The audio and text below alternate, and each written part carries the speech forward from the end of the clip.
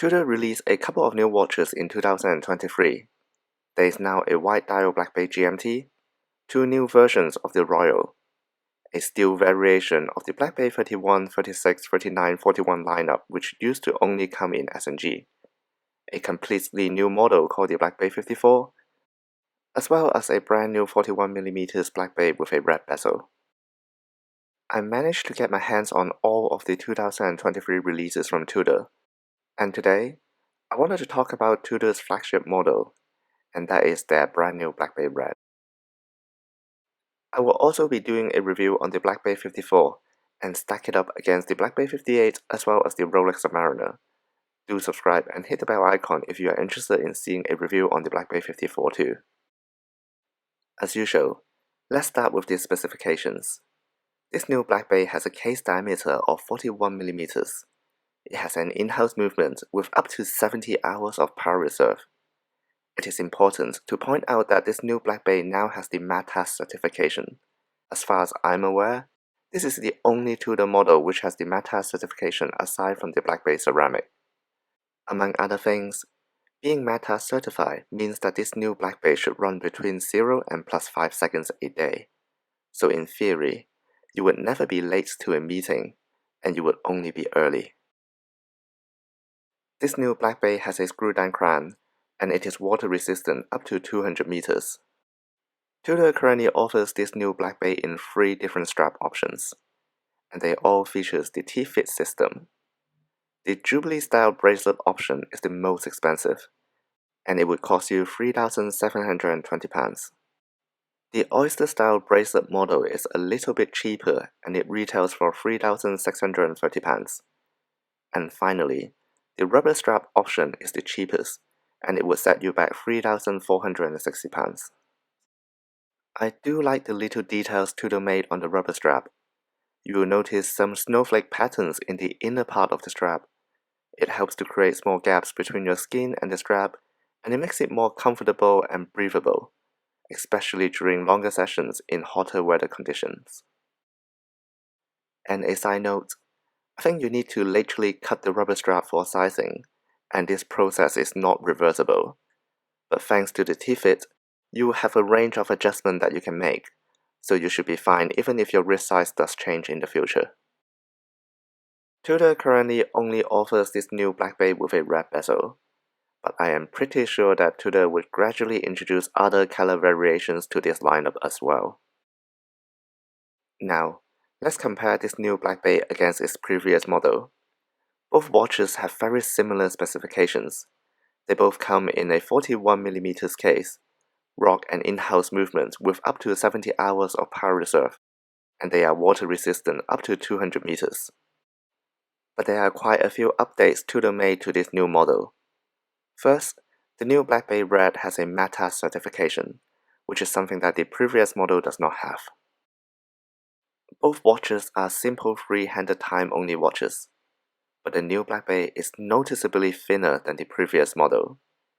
The case of the new Black Bay is much more refined and less slab-sided, which is a big improvement compared to the previous model.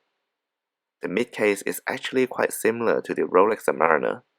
You will see a side-by-side comparison later in this video. I also noticed the dial of the new Black Bay sits closer to the crystal compared to the older model. I think it helps to contribute to the thinner profile of the new Black Bay, and I do prefer to see a smaller gap between the dial and the crystal myself, so this is a welcome change to me. The new Black Bay is much more comfortable to wear not only because it is a thinner watch, but it is also much lighter compared to the older model. I honestly think that the older model is quite heavy, and dare I say, the watch feels a bit too top-heavy. TUDOR seems to have done a very good job in the weight distribution department of this new Black Bay.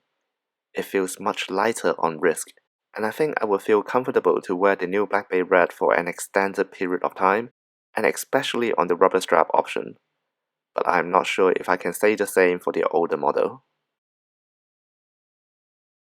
Another welcome change is the T-fit system, which means that users can now adjust the size of the bracelet on the fly without the use of any tool. Like I said before, This new Black Bay has a TV system in all 3 bracelet configurations, but the previous model only offers a standard micro-adjustment system, which seems really outdated in 2023. The new Black Bay also offers more grip in general, both in the bezel and on the crown. You will notice the teeth are much more pronounced compared to the previous model. It makes it easier for users to operate the bezel and the crown. If you have handled the Pelagos 39 before, the feel of the bezel and the crown on the new Black Bay will be very familiar to you, as they are quite similar to the Pelagos 39. There are also a few changes TUDOR made to the dial of the new Black Bay. First, the new Black Bay has a sunray dial finish, which is very different to the matte finish on the original Black Bay. If you are not a fan of sunray dials, don't worry. This is not as loud and obvious as the new Black Bay 31, 36, 39, 41 lineup. The sunray dial on the new Black Bay Red is much more subtle, and it is very similar to the Black Bay 54. Speaking of the Black Bay 54, I will be making a hands-on review video on it soon. I would also compare the Black Bay 54 against the Black Bay 58 as well as the ROLEX Submariner. So be sure to subscribe and hit the bell icon so you don't miss out on that video. TUDOR also updated the second hand on the Black Bay Red. They changed the snowflake square shape to a circular shape in the new model. TUDOR also cleaned up the dial text a little bit and reduced the text from 3 lines on the older model to the 2 lines of text in the new Black Bay Red. And finally, TUDOR has gotten rid of the crown tube, which is also a welcome change in my book.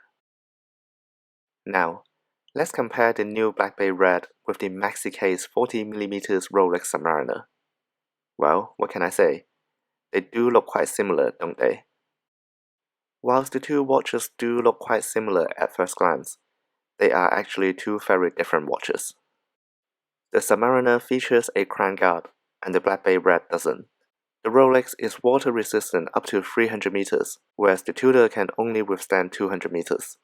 The Black Bay Red is METAS certified, whereas the ROLEX Submariner is COS certified. The dial layout, markers, and handsets are almost identical except for the hour hand, where the ROLEX uses a Mercedes hand and TUDOR uses its classic snowflake hand. But you will notice the color tone is different. The hands and the markers of the ROLEX Submariner is in white, which gives it a more modern look, whereas the Black Bay features a slightly yellow tone, or what people in the industry like to call faux patina, and it gives the TUDOR more of a vintage style. Speaking of vintage style, you will also notice the Black Bay Red still has the faux rivets, which the ROLEX does not have. What is similar though is the micro-adjustment system. The ROLEX has what they call the glide lock system, whereas the TUDOR has their T-fit, but they are essentially the same thing. I have handled both, and I honestly don't think one is better than the other. In terms of size, I think they both look very similar if you ask me. And I'm not just talking about the case diameter. The thickness is also very similar. You will notice the mid-case of the new Black Bay Red is very different to the previous model. The case is now much more refined and less slab-sided. The difference is night and day when you put the two watches side by side. You will also notice the mid-case of the Black Bay Red is thicker than the ROLEX, but the bezel and the case back of the TUDOR are actually thinner than the Submariner. Also, part of the thickness of the Black Bay comes from the sapphire crystal, and the thickness coming from the crystal would almost disappear straight away as soon as you put the watch on your wrist. Overall, I would say that the thickness of the two watches are pretty much the same. I hope you found this video helpful. Please give it a like and subscribe to my channel so you won't miss out on my Black Bay 54 video. And if you are interested in seeing my review on the 2023 Black Bay 36, you should check out this video where I have discussed it in detail. Cheers.